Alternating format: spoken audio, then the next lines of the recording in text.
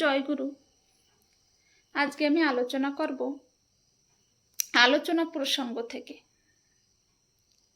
শ্রী শ্রী ঠাকুর একটি মাকে বললেন,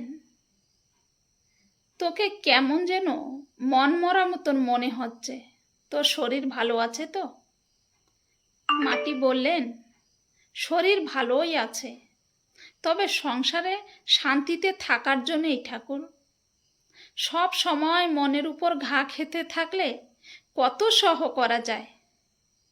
শ্রী শ্রী ঠাকুর, যা বলেছিস খুব ঠিক কথা বলেছিস, কিন্তু মনে মনে একটা জিদ যদি করিস যে যত খারাপ ব্যবহারই তোর উপরে হোক তুই তা হজম করে নিবি, আর শুধু হজম করা নয়, এমন ব্যবহার করবি যাতে অন্যের মনে অনুতাপ আসে ও তার পরিবর্তন হয়, তাহলে কিন্তু এই কষ্টকর অবস্থাটাই তোর ও তার উভয়ের মঙ্গলের কারণ হয়ে দাঁড়ায়। উক্ত মা, আমি অনেক ভালো ব্যবহার করে দেখেছি ঠাকুর, তার পরিবর্তন হবার জন্যেই। আমি যত ভালো ব্যবহার করি সে ততই দুর্ব্যবহার করে। শ্রী শ্রী ঠাকুর, মানুষ সম্বন্ধে নিরাশ হলে কি চলে? অনেক সহ লাগে, অনেক ধৈর্য লাগে। কার মনে কোন সময় পরিবর্তন আসবে তার কি ঠিক আছে? আর তার যদি পরিবর্তন নাও হয়, তুমি যদি আজীবন এই চেষ্টা করে যাও, তাহলে তাতে তোমার অন্তত লাভ। ভিতরে গরম রেখে বাইরে শুধু লোক দেখানো ভালো ব্যবহার করলে হবে না, নিজেকে তার অবস্থায় ফেলে দেখতে হবে কেন সে এমন করে। তাতে একটা সহানুভূতি আসবে, মমতা আসবে, তাতে হজম করার শক্তি পাবে। কাজটা খুবই শক্ত, কিন্তু মন তৈরি করে নিলে এর মধ্যেই আবার আমোদ পাওয়া যায়।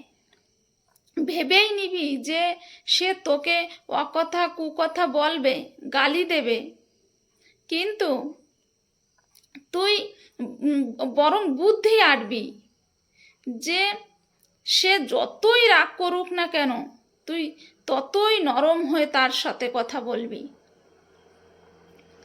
শ্রী শ্রী ঠাকুর কত সুন্দর বলে দিচ্ছেন যে সে তোকে অকথা কুকথা বলবে, গালি দেবে, তা সে যতই গালি দুক না কেন তুই মনকে দুঃখিত বা উত্তেজিত হতে দিবি না, বরং বুদ্ধি আটবি কি করে তার রাগটাকে জল করে দিতে পারিস।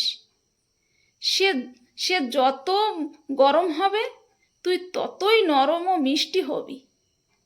গালটা যেন গাল নয়, মধু বর্ষণ, এমন তোর ভাব। শ্রী শ্রী ঠাকুর কত সুন্দরভাবে বলতেছেন যে তোর গালটা যেন গাল নয়, মধু বর্ষণ, এমন তোর ভাব। এই রকম যদি কিছুদিন করতে পারিস, তাহলে দেখবি সে নিজেই নিজের আচরণে লজ্জিত ও দুঃখিত হবে। শ্রী শ্রী ঠাকুর কত সুন্দরভাবে বুঝিয়ে দিলেন। জয় গুরু।